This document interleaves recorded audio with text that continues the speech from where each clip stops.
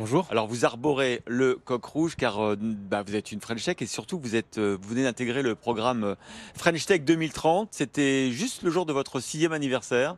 Donc bon anniversaire et bravo parce que ça veut dire que vous allez accéder à des financements publics plus importants.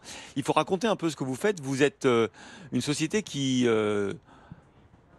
scanne les débris dans l'espace. Comment vous faites? Tout à fait. Écoutez, on a d'abord développé un système d'information orbitale qui permet d'agréger différentes sources de données pour pouvoir fournir de l'information à haute valeur ajoutée à nos clients.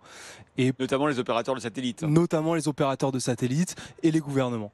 Et pour donner toute sa valeur à ce système d'information orbitale, on a développé une technologie optique qui permet effectivement de scanner le ciel en permanence et de détecter tous les objets qui traversent le ciel à partir donc d'un réseau de stations de surveillance optique. Il y a des gros débris, mais il y a aussi des tout petits débris d'une dizaine de centimètres. Plus de 36 000 débris de plus de 10 centimètres encombrent actuellement l'espace. Vous arrivez à voir même les petits débris? Tout à fait, on a vraiment designé notre système pour être capable de voir les plus petits débris. C'est vraiment notre marque de fabrique de voir ce qui est justement sous les radars, ce qui est invisible par les systèmes actuels de détection. Alors vous êtes évidemment une French Tech, mais vous allez ouvrir aussi une filiale à Austin, au Texas. Est-ce que c'est un peu l'homme dont on parle tous les jours? Est-ce qu'Elon Musk est votre client?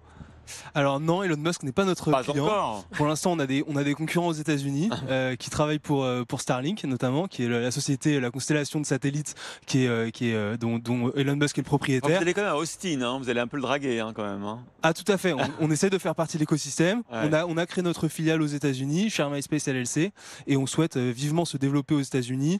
D'abord sur le marché institutionnel qui est relativement ouvert à des partenariats commerciaux, et puis dans le domaine industriel. Vous avez élevé 1,1 million d'euros, c'est bien, hein, mais c'est pas énorme par rapport aux besoins du New Space. Là, vous vous dites, une fois que vous avez intégré French Tech 2030, ça va tout changer.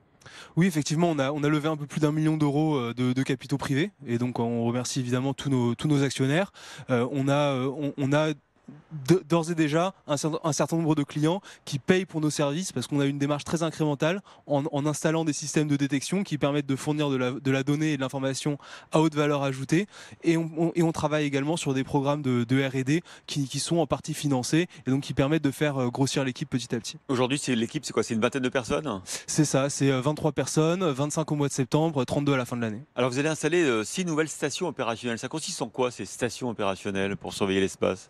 Et écoutez, ce sont des stations optiques robotisées qui sont pilotées à distance avec des tubes optiques soit qu'on achète sur étagère, soit qu'on design nous-mêmes, et avec une caméra qu'on a designée, qui est une caméra unique, qui est notre propriété intellectuelle, qui nous permet d'optimiser les performances de détection et notamment sur la partie datation qui est extrêmement importante.